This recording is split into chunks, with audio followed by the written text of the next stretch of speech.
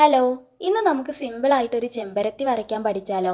ആദ്യം ഒന്നിനു മുകളിൽ ഒന്നായി വരുന്ന വിധത്തിൽ ഇതളുകൾ വരയ്ക്കാം.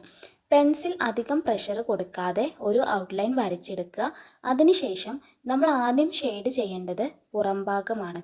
ഇതളിനോടടുത്ത ഏരിയകളിൽ കുറച്ച് ബ്ലാക്ക് ആക്കിയിട്ട് ഷെയ്ഡ് ചെയ്യാം. ബാക്കി ഭാഗങ്ങളിൽ ബ്ലെൻഡ് ചെയ്യുമ്പോൾ അതൊന്ന് സ്പ്രെഡ് ചെയ്ത് കൊടുത്താൽ മാത്രം മതി.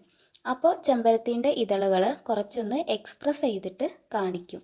പിന്നെ ഇതളുകളിൽ നമ്മൾ ബ്ലെൻഡ് ചെയ്യാൻ ഉപയോഗിച്ച അതേ ടൂൾ കൊണ്ട് തന്നെ ലൈൻസ് ഇട്ട് കൊടുക്കാം.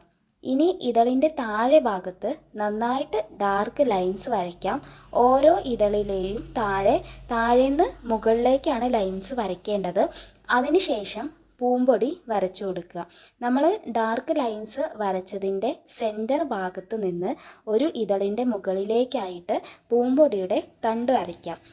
പിന്നെ നമുക്ക് ഇലയും ചില്ലയും ഒരു പൂമൊട്ടും വരയ്ക്കാം. ഇലയിൽ കാണുന്ന നാരുകൾക്ക് നമുക്ക് വൈറ്റായി തന്നെ കാണിക്കണം. അവിടെ നമ്മൾ ഷെയ്ഡ് ചെയ്യേണ്ട ആവശ്യമില്ല. ശേഷം വെള്ളത്തുള്ളികൾ വരയ്ക്കുക. റൗണ്ട് ഷേപ്പിലും ഓവൽ ഷേപ്പിലും വരച്ചിട്ട് അതിൻ്റെ താഴെ ഭാഗം കുറച്ച് ഡാർക്കാക്കി കൊടുക്കാം. ഉള്ളിൽ നമ്മൾ വൈറ്റ് ആക്കണം. അതിന് നമുക്ക് വൈറ്റ് ജെൽ പെന്നോ വൈറ്റ് പെൻസിലോ അല്ലെങ്കിൽ മോണോ എറൈസർ, ഇലക്ട്രിക് എറൈസർ അങ്ങനെ എന്തെങ്കിലുമൊക്കെ യൂസ് ചെയ്യാം. അതുപോലെ ഇലയിലും വെള്ളത്തിൻ്റെ ഡ്രോപ്സ് വരയ്ക്കാം.